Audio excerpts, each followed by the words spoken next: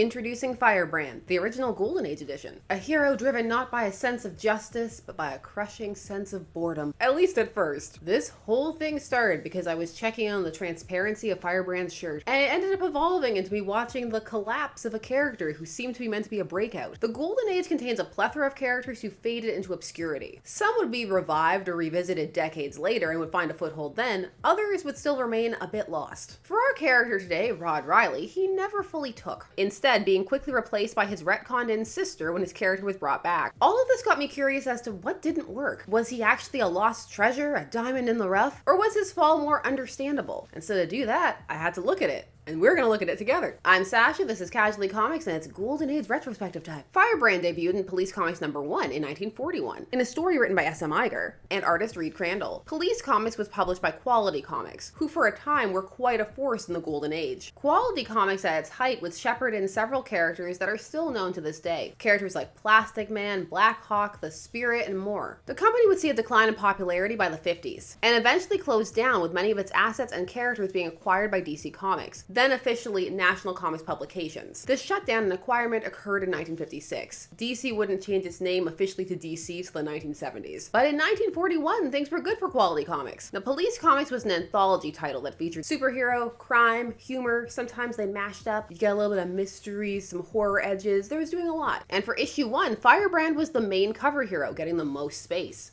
So it seems like he was the one who they were banking on, because he gets the whole introducing a smashing new character. He's also the first story in the book. Neither of those two things would last, and Firebrand himself would only make it 13 issues before his story was canceled. This takes him from 1941 to 1942 in the Golden Age, and then he wouldn't be revived until decades later, post-acquirement. But who is Firebrand? What's his deal? Well, the opening teaser lays everything out, which is good because the story isn't going to for some of them. Rod Riley, Millionaire Society scion, is known to the world as an idle playboy. But wherever crime breaks, wherever the law of the land or people's rights are menaced, he appears as the dauntless enemy of the underworld, Firebrand, holding aloft his blazing torch of justice.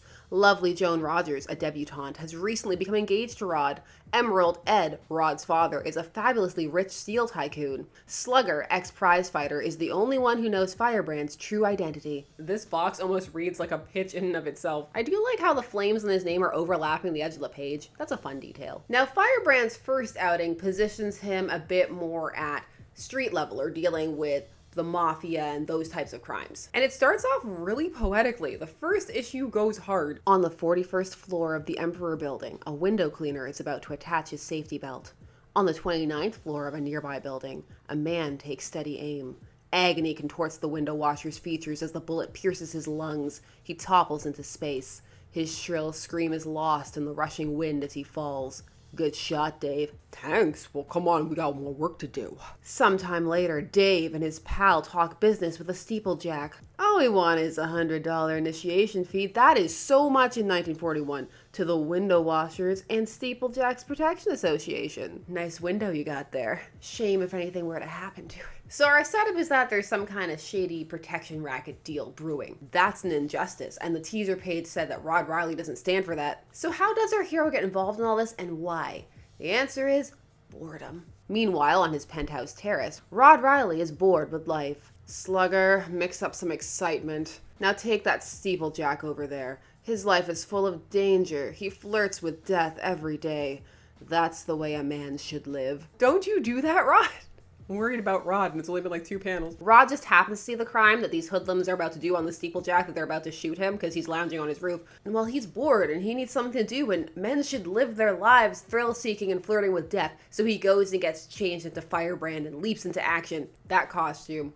What a costume. He is the moment. I kind of love it. He gets over to the other roof because he has a lariat, and he seems to be established because the criminals recognize him after beating them up and one getting shot, and him letting his friend slash manservant slash valet, it depends which issue you're reading, beat him up slash torture him for information, which they don't get. They leave him for the police. Arguably one of the most interesting things is Firebrand's relationship with the police, in that he's wanted. They don't really seem to trust him, and he doesn't have the best reputation, to the point that the criminals he leaves behind are able to pin the crimes on him. Other than that, the rest of the issue is fairly standard. We have him going to a war relief ball with Joan, who I'm really glad the teaser said was his fiance, because the issue doesn't treat them like that. I would not have known that they were engaged if it hadn't been on the intro page. The debutantes flock to handsome Rod Riley's side. Long time no see, Rod, darling. Sorry, children. Joan is the lucky girl tonight. And forever, I guess, since we're engaged. There's some really nice detailing on her unimpressed face. At this party, he overhears something shady amongst the guests, and so sneaks out to follow, especially after one is pickpocketed, and he figures there's something going on. He learns that a baron is actually a diamond smuggler. It's kind of convoluted how that connects to the window washer plot, but they do connect it. The baron is a phony refugee, international crook, a diamond smuggler. I get you, pal. Cole gave him the double cross, but what's the tie with the window washer racket? What it seems to be is that Cole was the one who was doing the window washers, because he wanted to replace some of them with his own men so that he could use them to case locations. And in the process, he found out about this diamond smuggling. It's all connected. This city seems pretty rife with crime. Whatever city it is, they have not defined it. This city. They also established that Rod has vacuum cups for climbing/scaling buildings, and that he can attach them to his shoes and hands. Now, Rod doesn't have any superpowers aside from the confidence to wear that shirt. What he does have is that he seems to be a very impressive athlete, but it doesn't go into him having any training or anything like that. He just does things, sometimes superhuman things, as you shall see. He's also pretty brutal, which is on par for this era of the Golden Age. Firebrand drops his rope from a window and slides swiftly down, dropping on the smuggler as he races from the building. Firebrand pummels him unmercifully. Consider yourself pummeled. The comic plays very fast and loose with Rod's secret identity in this first issue, in that it very quickly transitions to him as Rod walking the Baron in, saying that if he doesn't do what he says, then Firebrand will liquidate him. We also learn that he's named Firebrand because he leaves a giant flaming torch of justice, or arson, I guess. It depends on where he leaves and if they get to it in time. The story actually ends with him wanted by the police still. As a first issue, it was okay. It had a couple of convoluted connections, but it wasn't bad. It was just somewhat standard. Aside from the costume, there wasn't much that really stood out. Even though, as the Quality Companion, which is a book with a whole bunch of history and details about Quality Comics, told me, the Red Bee beat him to a sheer shirt costume by a year. There was room to grow here, though. And so let's look at the rest. We're going to do all of them. Let's go. Issue 2. This takes things in an entirely different direction. Firebrand and Slugger, but mostly Firebrand, are going to stop a coup. This in a vaguely Spanish republic called the Island of Libertad. So Liberty. Once more, Rod springs into action because he just happened to hear or see something. Holy blazes, Rod. I have millions invested in Libertad's sugar. Bah, your losses will be trivial compared with the people losing their liberty. Rod's fiancée Joan has regrets too. Oh dear, I suppose this will ruin our plans for the cruise on your yacht, Rod. Does the writer hate Joan? Does the writer want me to hate Joan?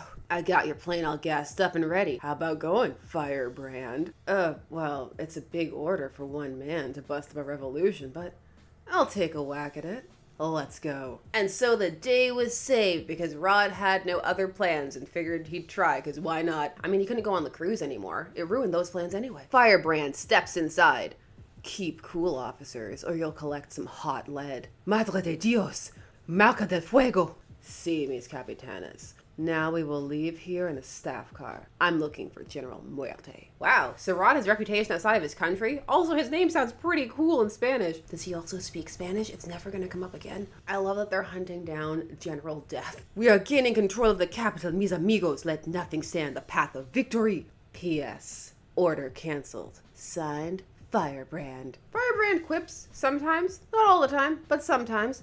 They're your usual quips that you would expect, although on occasion they get dark, and those are the interesting ones. He's also very lovingly drawn, I have to say. Every bit of his costume is always hugging him, all over. Firebrand does indeed stop this coup all by himself. Mounting the seawall, Firebrand addresses the cheering throngs. Your civil liberties are now restored. You fought for justice, and you have won. Thanks, Firebrand. He did also leave his torch aloft. Now, Police Comics 3 decides to do a little more with Joan. She's gonna do more than just be there. She's gonna be a bit involved in this adventure. She's gonna have a personality outside of being inconvenienced by the socio-political collapse of another country. This one is a bit of a murder mystery. Rod and Joan are racing to get to a man named Wilton, but before they can find him, he's murdered and his car is placed on the railroad tracks to make it look like it was an accident, because the train's gonna come and crush it. They end up in a car chase, and Rod does all kinds of hero things in front of her. I mean, aside from accidentally killing a man. Rod's dynamite fists knock the thug through the rail. He'll drown in that swift current. Too bad. I wanted to turn him over to the police. How dare that guy drown? What an inconvenience him and Joan are meant to be. Not really. Their relationship feels boilerplate to the point that at times it feels non-existent. This story is about Wilton having been murdered because he found oil, and he was planning to share his profits with the farmers who owned the land. So a corrupt politician murdered him so that he could take the land for himself and force the farmers off and get all the profit. This looks like a job for Firebrand, I guess. I'm still not entirely sure what is a job for Firebrand, because it really varies. Joan follows them in her plane in this one because she wants to see what's going on. She doesn't make the connection to Rod and Firebrand, but in all fairness, she gets there after most of the things, and her plane does crash, and she nearly dies. So there were reasons. This politician, Slane, was trying to supply oil to the Nazis, but a whole organization is no match for one man, his friend, and his plane. Firebrand indirectly kills Slane by causing his car to crash. His kill count will only continue to grow. Issue 4 gives us the most info on Slugger. It's the most we'll see, I mean, aside from them giving him a last name later on, but this one says that he left the boxing ring to be Rod's confidant. I, for one, would like to know more, but I will not because of the era. They're just gonna leave it there and also never mention it again. They mention that he was a boxer sometimes, and it comes up in how they've drawn him, but outside of that, they don't give a lot of information. Also, Rod designed a new combat bomber this issue. It's really good, and he's selling it to the military. He's an engineer now, I guess. Yes, this plane will take off or land on only 50 yards of field. It's the plane being stolen that's the basis for the plot of this one. Also, Rod being able to do this will never come up again. And this reveals one of the issues or problems with Rod. We're 4 issues in, and the question is, who is Rod? He doesn't really have clear traits. Golden Age's character traits weren't always the deepest, although they could be, but Rod doesn't really have any. Is he cheerful, resourceful, smart? He's also, for all the action he gets into, a fairly passive character. The strongest emotion he's expressed to this point since issue 1 is boredom. His adventures also aren't compelling enough or different enough to really propel him forward or ahead of the pack of the crop of heroes that are emerging during this time period, because there are a lot of them. He does almost have a character trait though, in a near callous disregard for life. You know, Rod,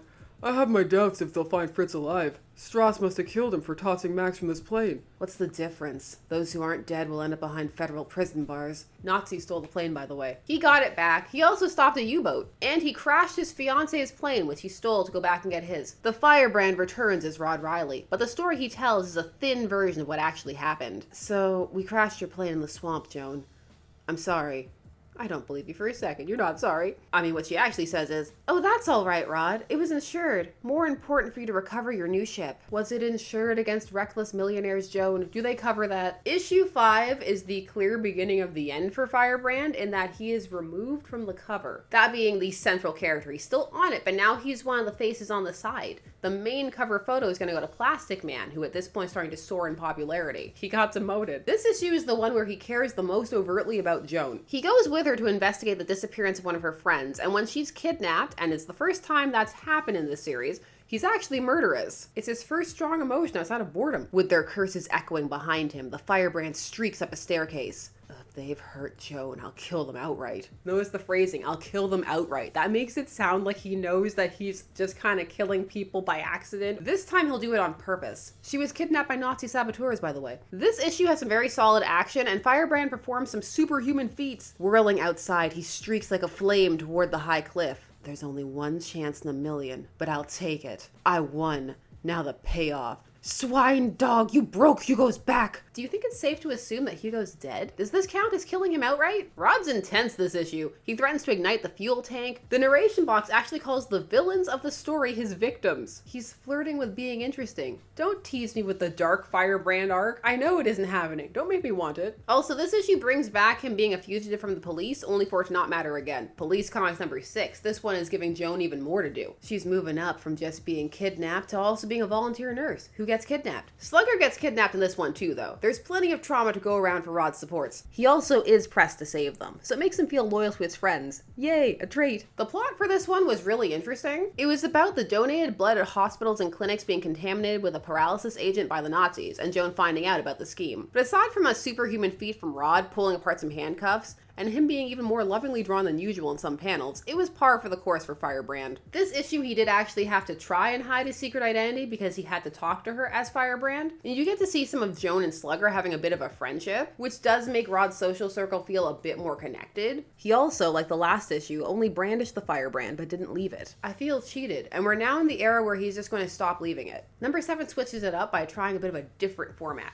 This one has a framing device. It's a friend telling Rod about an encounter he had with Firebrand, this friend being a British spy. Highlights of this issue include Firebrand riding and killing a shark, and spanking the one villainous female spy he captured. That'll teach her. She'll never spy again. Issue 8 is going to add something to his character that's going to stay there going forward. It's also going to come with him when he's brought back. It's going to cement him as a wartime hero. By this point in Police Comics publication, it's 1942. America has entered the Second World War. Rod is now a reserve naval officer, and he's actually serving. Not all characters served, but he did. Also, Slugger has a last name now. It's done. In this, Joan gets kidnapped by a spy, and Rod has to go save her. That is all. Police Comics number 9 seems to showcase another clear dip in popularity. Not only is he not the cover illustration here, also now he's not the first face along the side. He's moving down. It's like he's slipping. He's falling off. But more demonstrable than that is the fact that he's not the first story anymore. Despite not being on the cover, up until this issue, he had still been the first story. That's Plaza's spot now. Now, sometimes they do swap the order up, but the thing is, Firebrand is going to move further and further, and he's also going to get his page count shrunk. Now, this issue is another espionage plot. This time, Rod and Slugger are attending Joan's New Year's Eve party. At the home of Rod's fiancée, Joan, a New Year's party is in full swing. Having a good time? Among the guests is Maxwell, inventor of a perfected gun sight. I've brought my new plans to show you. Good. Rod and Slugger arrive. Dum-de-dum. Why, Slugger, how cute. Yes, he called Slugger cute, but because they mentioned the invention of a perfected gun sight, I'm just wondering about Rod's plane. Now, of course, these plans get stolen at this party. And that's a job for Firebrand, because he was there and the party was over, and so he wasn't doing anything. Did I mention who stole these gun sights? It was the Nazis. Golden Age Police Comics is about to get me demonetized. My favorite part of this issue is some people who see him fighting in the street just think he's dressed up for New Year's. The police break up the battle and... You come along with us. You've made a mistake, officer. Those men are Nazi spies. Hey, Sarge, that guy says he's Firebrand. Faith and Bagor, he's that. I guess Firebrand's not wanted at the moment. Joan and Slugger do their own side investigating this issue, which leads to them almost being hanged. They're put on these pedestals of melting wax. It's pretty intense. Firebrand, of course, gets there in time, but does he break a man's back this issue? Almost. He gets the plans back. No perfected gun sights for the Axis. This one comes the closest to having a fun dynamic between Joan, Rod, and Slugger and Firebrand. Joan doesn't know he's Firebrand, and she never will. I don't know. This group hug at the end of the issue, it was endearing. Issue 10, and oh look, he's crept back up onto the page. Now he's described not as a reserve naval officer, but as an ensign. Also, they're on a stopover in Cairo, when Slugger is kidnapped because he is lured in by a beautiful Egyptian spy. Rod, aren't you worried about Slugger? Not at all. Those Egyptian glamour girls must have been too much for him. When they go to look for him, Rod gets captured. So it seems as Joan, but she gets away and is fine later on her own, and she's with the police. Does this mean that maybe it's not the Nazis who kidnapped them? No, of course it is. There are a couple of things to note here after Rod gets captured. One, he swears. They Grolix it out, but it's there, so we get to see a Golden Age Grolix, which does use different symbols than later ones for blocking out cursing. It's also shown that he's just wearing his Firebrand mesh under his regular shirt. It's drawn like right under the blazer. That's a look. Firebrand has come. Ugh. And you're on your way out. Their enemies were trying to steal ships. That's why they were attacking naval officers. This looks like a job for one guy and his friend.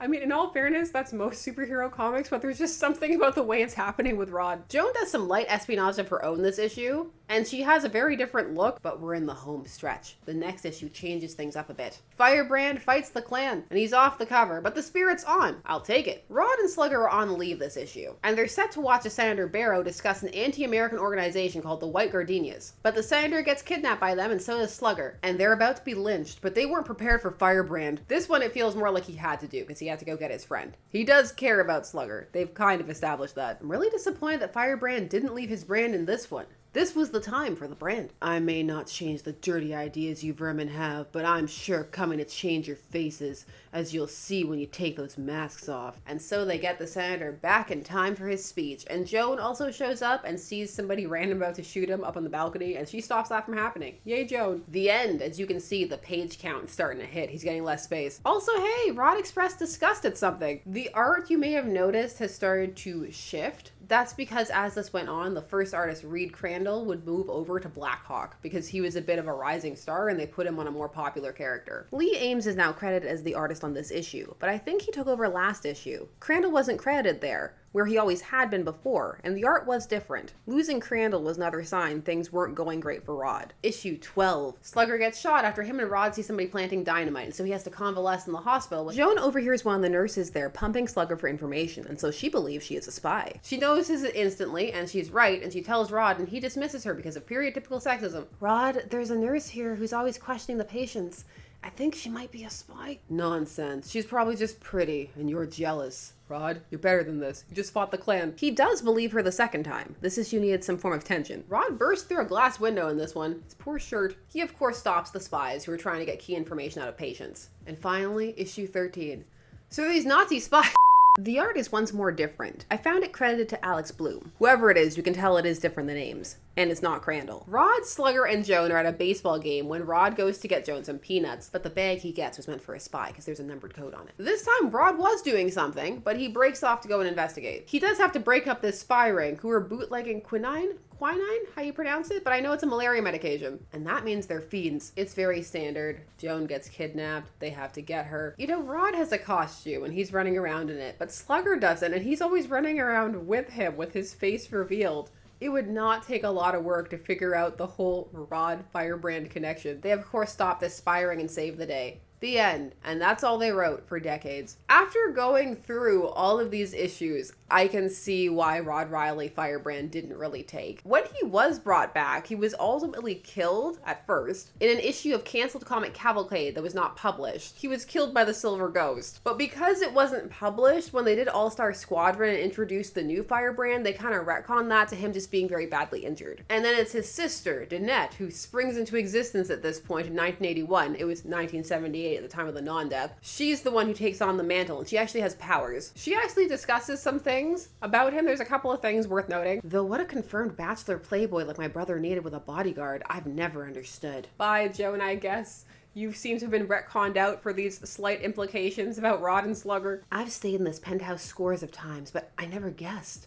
What's more, from the look of these clothes, I didn't know my brother quite as well as I thought I did. Danette's recovered already. So what's the story, young lady? And why the fancy getup? Not that we should talk. It was my brother's. Except for the top. She had to add more to it.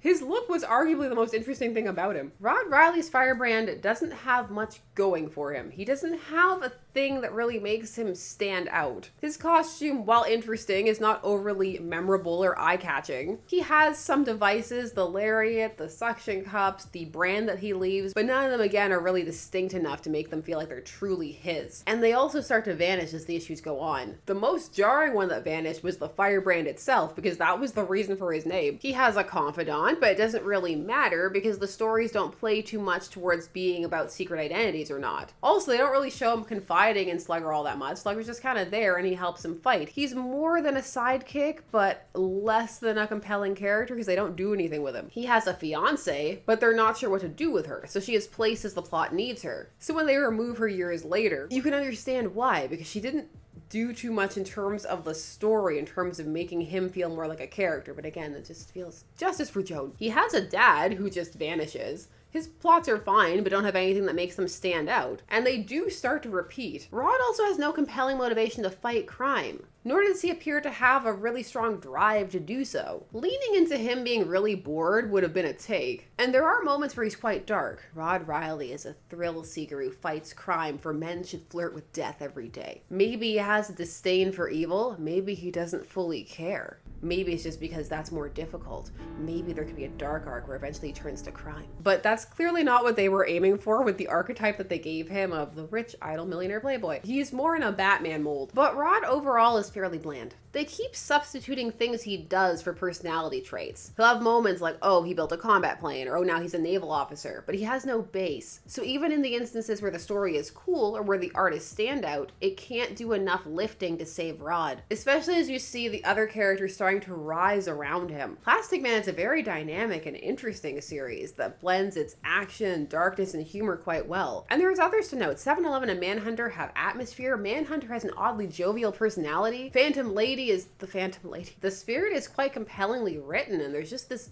passion emanating from it. And that's just at quality. You have the other characters who are rising. Batman, Superman, and one that people tend to overlook that was the biggest of them all for a period, Captain Marvel. The big red cheese. He was a big deal. A lot of those are achieving something that Rod doesn't. There's just a hook there. By the end of it, Rod's comic was going through the motions. I can see why it didn't work out for Rod, and the updates his sister usurps him. She has powers, she's looped into the JSA canon, it gives her a support structure that makes her stand out, and Rod becomes part of that support, providing more information and background for her, which ultimately makes sense. You'd have to do a decent amount of building to make Rod work, because he needs a motivation, a core personality. I've seen some people try and suggest that maybe there was a closeted thing going on with him and Slugger, but even if one were to play with that, he still needs more work. Police Comics #1 recently got a facsimile edition because they're doing more stuff with Plastic Man, and so there's more Plastic Man things coming out and being reprinted. And it's interesting because many might see that reprint and not even know who Firebrand is. It's interesting to look back at things that don't work and see why, and see whether it makes sense that they didn't. In the case of Firebrand, it does. He's not one of those ones where it wasn't given a chance or was pushed out because of genre change or the time period or codes or lawsuits. He just never really fully came together or found his thing. But now I know the story of the man behind the shirt, and so do you. What do you think of the first Firebrand? Are you a fan? Do you think they could have done more with him? Do you think he had misused potential? Do you like Danette more? Justice for the minimizing of Joan? This is how my mind works. I see Firebrand on a facsimile cover when we're reading solicits, and I start wondering about his shirt, and then we end up on a deep dive. What's a rabbit hole you've fallen down recently? Please let me know that too. And while you're down there doing that, please do all the YouTube things: like, share, comment, subscribe, hit the bell notification so that you never miss a vid. Thanks so much for taking some time out of your day to spend discussing comics with me. I always appreciate it, and I will see you again soon. Bye-bye.